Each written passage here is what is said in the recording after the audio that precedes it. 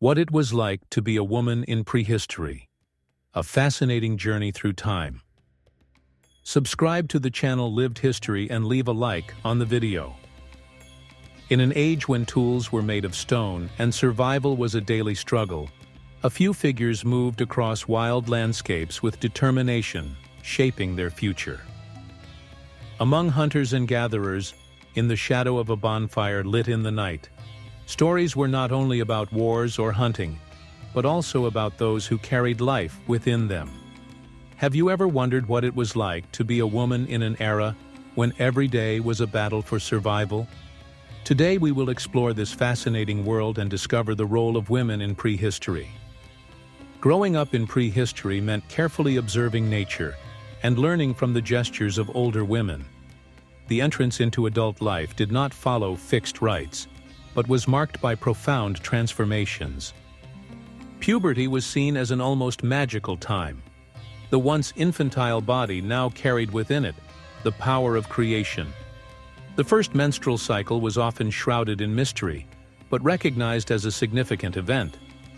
In some communities, it could be celebrated with symbolic rituals, such as body paintings or objects, that marked the passage to a new phase of life. These simple rituals contained the collective awareness of the importance of fertility for the survival of the group. Interpersonal dynamics in prehistory were very different from those of today. Nomadic life required a fluid family structure. Emotional relationships existed, but bonds were not always exclusive. This system not only strengthened cooperation within the group, but reduced conflict and ensured that all children were cared for by the community, not just by their biological parents. Pregnancy was a delicate and risky period. It represented both hope for the continuity of the group and fear for the fragility of life.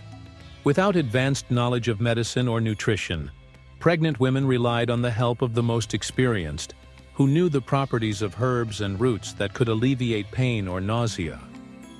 But childbirth was a real test of survival. Imagine having to give birth without any modern technology, in adverse weather conditions and in precarious shelters. Depending on the culture, childbirth could take place. With the help of ropes or logs as support, surrounded by the other women of the group, which created a more welcoming environment. Despite all the difficulties, the moment of birth was a festive event.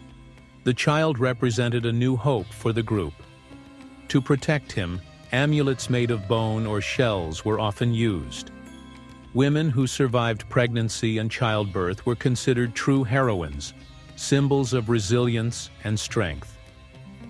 The idea that prehistoric women were secondary figures is absolutely wrong. While men hunted large prey, women performed essential tasks for daily survival. They gathered fruits, roots, and seeds, which often accounted for over 70% of the available food. They conserved and managed resources, ensuring the survival of the group in times of scarcity.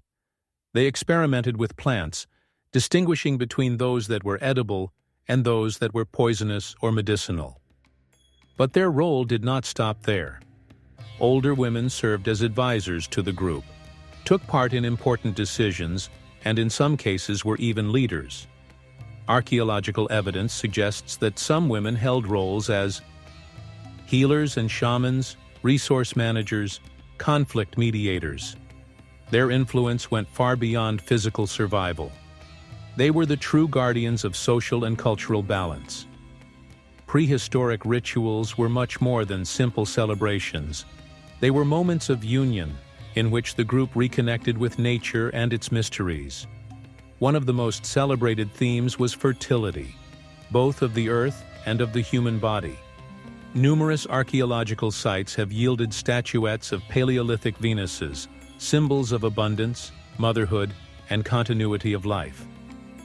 These figures were used in propitiatory rites to ensure good harvests, healthy births, protection against adversity.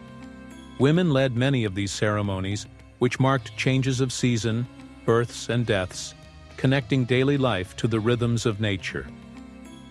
Cave paintings with female figures suggest their central role in these events, which included dance and songs, body paintings, moments of collective sharing.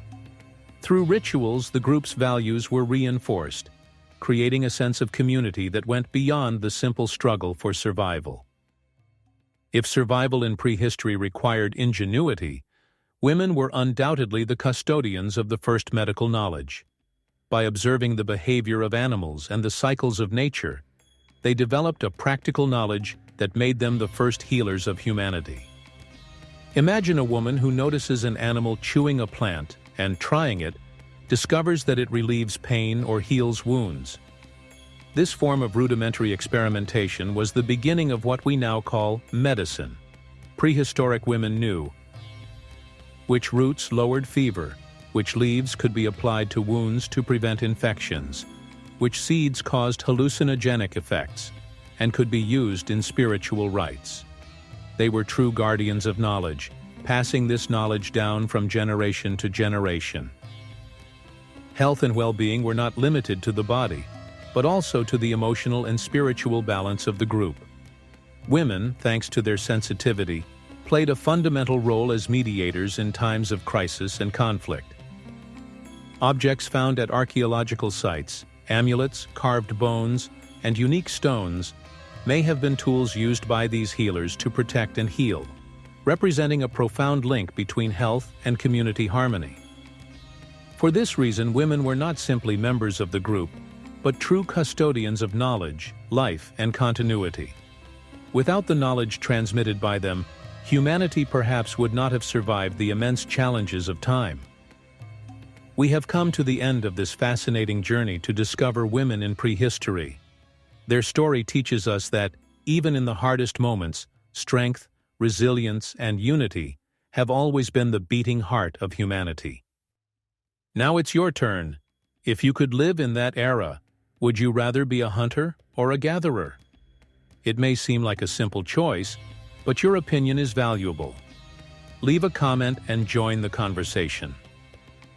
Subscribe to the channel Lived History. See you next time. Bye.